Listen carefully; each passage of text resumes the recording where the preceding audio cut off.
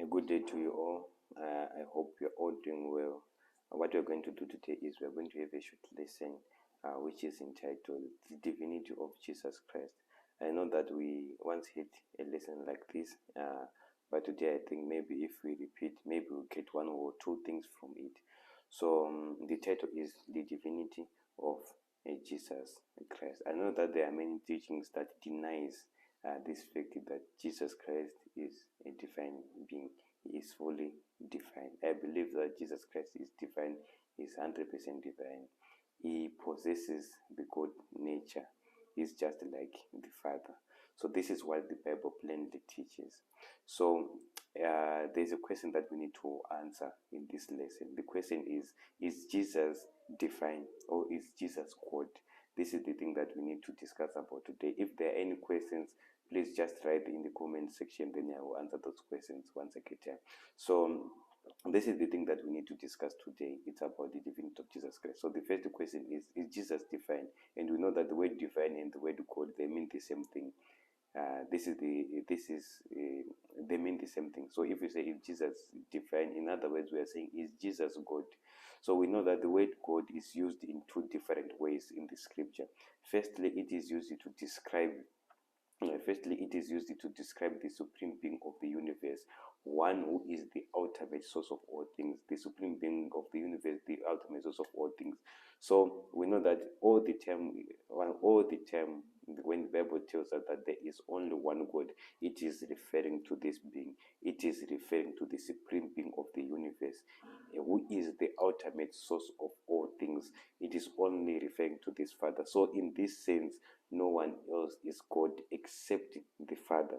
So when we speak of the supreme being, there is only one person, and that person is not Jesus Christ. It is the Father, who is the supreme being of the universe, who is the ultimate source of all things. So the word God is used to refer it is used to refer to the supreme being of the universe, who is the ultimate source of all things. So let me just read these two verses that prove this idea. The first verse comes from 1 Corinthians chapter 8, verse 6. It says, But unto us there is but one God, the Father, of whom are all things. He is the source of all things. This is what Paul is trying to say. And he said, and we by him, and one Lord Jesus Christ, by whom are all things, and we by him. So what we are seeing here, according to this verse, it says that, but unto us there is one God, and this God, it is the Father, according to this verse. Not according to our teachings, not according to our fundamental beliefs, but according to this verse, this one God, it is the Father. And he continues and says, of whom are all things, which means he is the ultimate source of all things. He is the source of everything. He is the source of all. So in this sense, there is only one God, who is the Father, the source of all things. And again, if you read Ephesians chapter 4, verse 6, it says, one God and Father of all, who is above all and through all and in you all. So which means he is the supreme being of the universe. He's not subjected to any being or to anything. He is above all. He is the supreme being of the universe. He is the ultimate source of all things. And in this sense, it is only one. There is only one God, who is the Father. And according to these verses that we read, these verses, they identify that this one God, it is the Father. It is not Jesus Christ or the God of the Holy Spirit. No, it is the Father, who is the only one God of the Bible, who is the ultimate source of all things, who is the supreme being of the universe. It is only the Father who is described as of whom are all things. He is the great source of all. It is only God the Father who is described as whom are all things. So Jesus Christ is not another source of whom are all things. That would make him another God, and we will end up having two gods. Jesus Christ is only described as by whom are all things, not of whom are all things. When we talk of whom are all things, we are talking of the Father. But when we say by whom are all things, or the means by whom are all things, we are talking of one of Jesus Christ. So God the Father. He is the source of everything. He is the source of all, including Jesus Christ, including His Son.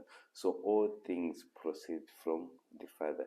Even Jesus Christ Himself also came forth from the Father. These verses that I'm going to highlight here, these are some of the verses that proves that there is only one God who is the supreme being of the universe, who is above all, the ultimate source of all things. Romans chapter 3 verse 13, James chapter 2 verse 19, 1 Timothy chapter 1 verse 17, Ephesians chapter 4 verse 4 to verse 6, 1 Timothy chapter 2 verse 5, John 17 verse 3, 1 Corinthians chapter 8 verse 6, Jude 1 verse 4. All these verses proves that there is only one God, an individual being, not a commit of two or three persons, and this being, it is God the Father.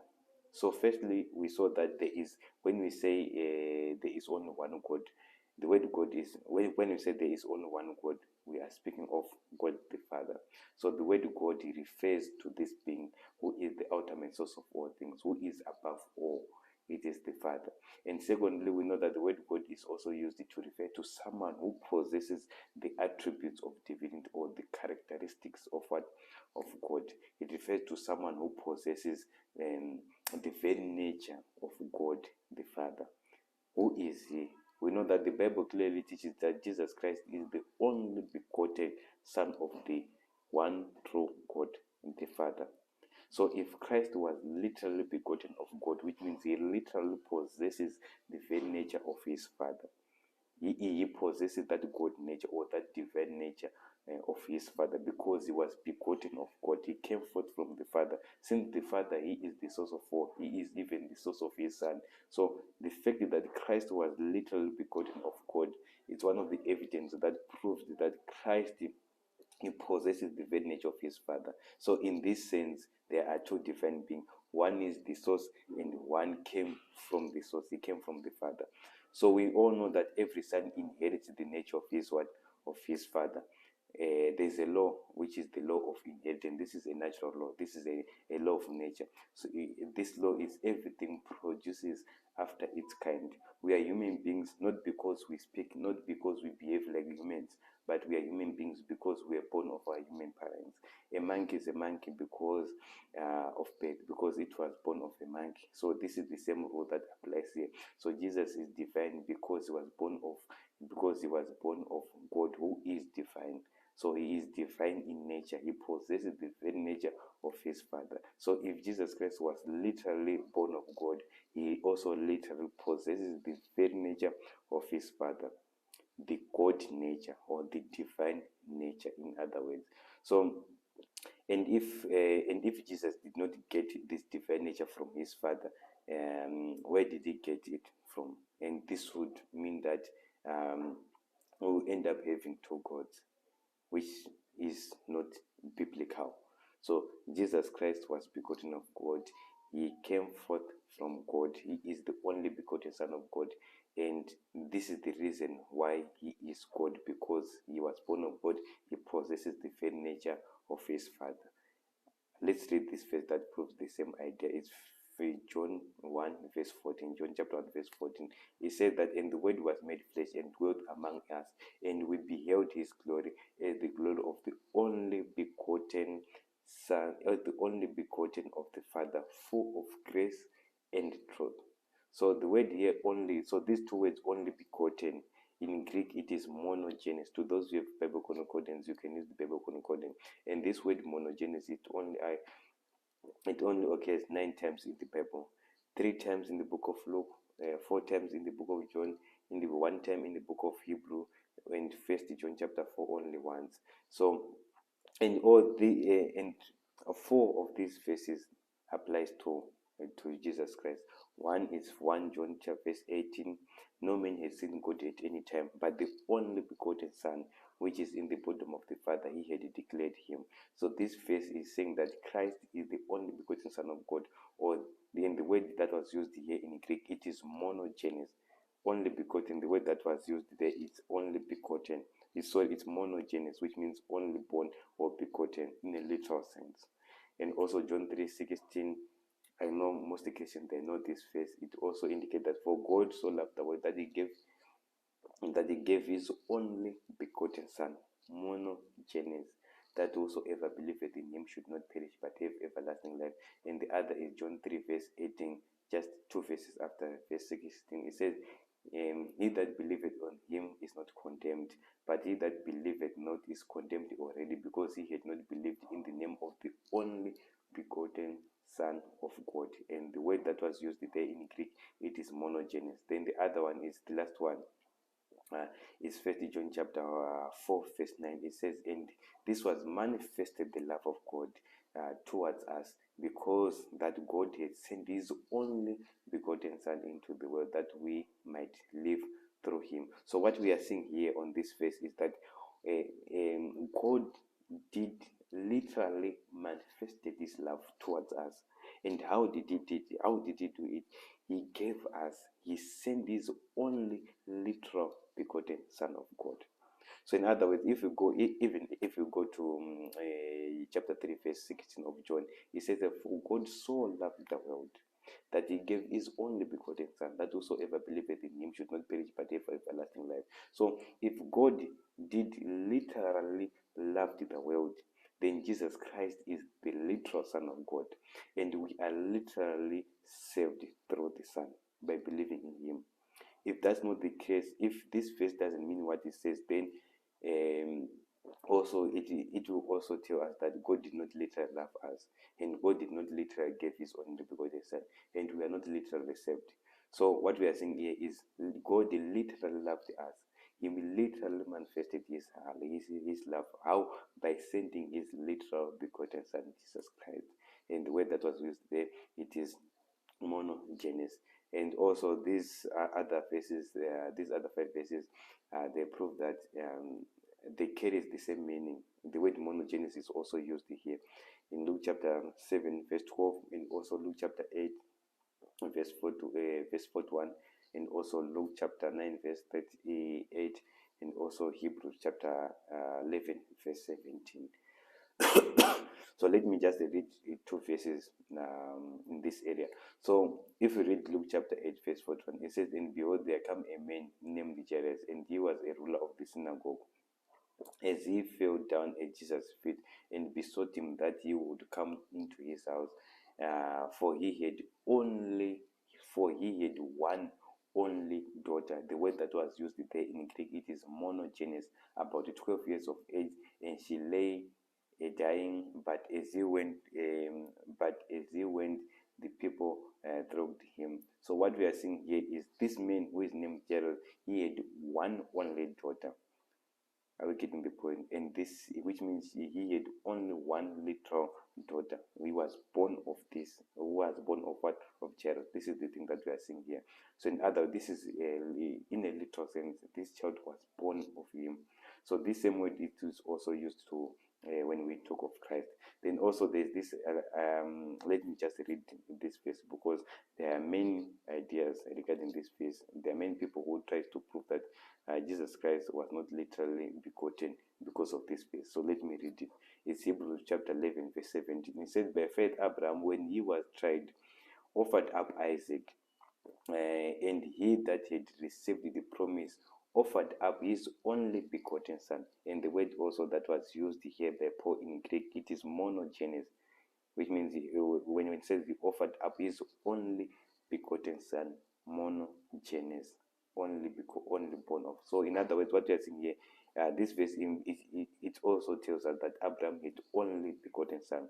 Yes, we know that Abraham had Ishmael and all the sons that he did by Keturah, but based on the context of Hebrews chapter 11, we all know that this chapter is talking about faith, the heroes of faith. So what we are saying here, it is by faith Abraham, when he was tried, he offered up Isaac. Isaac was his only begotten son with Sarah. Are we getting the point? With Sarah. He had only one begotten son by promise with Sarah. So that's why Paul used the word monogenes, because he's talking about the promise of God. It is with Sarah. And this is biblical. We all know that Abraham had only one child with Sarah, the promise, the son of one, or the child of promise. So in all these verses, the word monogenes is used. So in other words, there is not one single scripture or one single verse from the verses that we read that uses this Greek word that does not refer to an only son, daughter, or child that was not begotten. So according to the Bible, Jesus was begotten, which literally means born. He was born of God. So if Jesus is the only begotten son, he is the only being who is just like God. For the Bible tells us that the only begotten, the word only is excluding any other being from what? From being God. So which means there is only one God, which means it is only Jesus Christ who is just like God, who possesses the very nature of God, because he was literally begotten of God. And since Jesus came out from the Father, he is of the very substance of his Father. He possesses the divine nature by birth. He possesses all the attributes and the characteristics of his Father by birth. He is just like his Father. So in this sense, there is only one being who is referred to as God, in the sense that he possesses the very nature of the divine being. He is the only begotten Son of God. So we do have two divine beings. One is the source, one is the Son. One is God the Father, the other one, it is the Son of God the Father. So these are the only two divine beings in the whole universe. For God had only one begotten Son, one who was born of God. That's why we see Paul telling us in Colossians chapter 1 verse 19. He said, and it pleased the Father that in him, in Christ, should all the fullness of dwell. What fullness? If we read chapter 2 verse 9, it says, for in him dwelleth all the fullness of the Godhead bodily. And the word the word that was used here in Greek, the word Godhead, it means divine nature. So in other words, what Paul is trying to tell us is, in him, in Christ, all the fullness of the divine nature dwells in what? In Christ. For it pleased the Father that all the fullness of the divine nature dwells in him. So Christ is fully divine according to this verse. And also, if we read Hebrews chapter 1 verse 2, it says, and in these last days he has spoken unto us by his Son. It is God spoken unto us by his Son, whom he had appointed heir of all things. So which means Christ, he had been appointed of heir of all things, by whom also he made the world, whom being the brightness of his glory and the express image of his person, upholding all things by the word of his power, when he had by himself purged our sins, sat down at the right hand of the majesty on high. So what we are saying, there are two important points that we need that are in context of the lesson that we are talking about. So one, Christ has been appointed heir of all things, and also he is the express image of his person. This is the only being in the whole Bible, in the whole universe, who is described as the express image of his person. We know that we were created in the image of God, but Christ is described as the express image of his person. Why? Because he is the only begotten Son of God. So a son also and always rightfully takes the name of what? Of the Father. So Christ is the only begotten Son, has rightfully the same what? Same name. So Jesus Christ is fully divine because he was a begotten of Father. He came from the Father. He possesses the same divine nature, the same nature of his Father. This is the thing that we are seeing here. So Jesus is God because he is the Son of God, and he is not and cannot be God the Father. He is the Son of God, as the Bible plainly states. So in other words, when we say that is Jesus God, in other words, we need to explain what we mean. Are we getting the point? Here is another verse that proves that Christ is fully divine, or he is fully God. He possesses the nature of his Father. It's Hebrews chapter 1 verse 8. He said, but unto the Son, here we are seeing the Father. He is speaking to his Son. He is addressing to his Son. He said, but God the Father is saying to his Son, thy throne, O God. So the Father is saying to Christ, O God, for thy throne, O God, is forever and ever. A scepter of righteousness is the scepter of thy kingdom. Thou hast loved the righteousness and hated iniquity before God, even thy therefore God, even thy God. So when God is speaking to his Son, he's addressing him as God, but he's saying, therefore God, even thy God. So this God is his God, who is the Father, who is his source. So we know that God the Father, he is the ultimate source of all things. He is the supreme being. He is not subjected to anyone. So he had appointed thee with the oil of the he had anointed thee with the air of gladness upon thy fellow. So what we are saying here, here we are seeing Christ after he ascended to heaven, when he was anointed as our high priest. God is he is saying to his son, thy throne, O God, is forever and ever. Yeah, someone might say here is saying God is saying forever and ever, which means Christ was not literally begotten. But according to this verse, the word forever and ever does not carry a meaning of having no beginning, but it carries a meaning of having no end. This is what we are seeing here. So his throne is forever and ever, which means it will not end. Are we getting the point? So, but this God, he is his God. So, in other words, we only do have two different beings. One is the Father, one is the Son. And when we say Jesus is God, we have to explain what it means, because he is not the supreme being of the universe. He is God in the sense that he was begotten of God. Are we getting the point? So this is the thing that we are seeing. So Jesus is not a God, or he is not the God, but God only by nature through inheritance of being the Son. So there is but one God, the Father, and Jesus is not God. He is the Son of God. He carries the name of God by virtue of what? By virtue of his inheritance. And because he is the Son of God, he is equal with God in this sense. So some people claim that Jesus cannot be divine if he was literally born of what? If he was literally born of God. But this is just another tactic that Satan uses to deter people from the truth. Divinity is not based on how old you are. Are we getting the point? Divinity is not based on how old you are, but on whom you came from. For example, humanity is not based on how old you are. If a child is born today, he is fully human, or she is fully human, in despite of the age. Was his divinity, because his humanity is not determined by what? By age. So Jesus Christ is fully divine because he was born of God. So Jesus Christ is a divine being, but he is not a supreme being. Don't forget to subscribe for more videos. Thank you for staying with me. Just click on the picture, or my picture is there, then you subscribe. Have a good day. Wish you all best. If you have any questions, just write in the comment section, then we will answer those questions. Have a good day.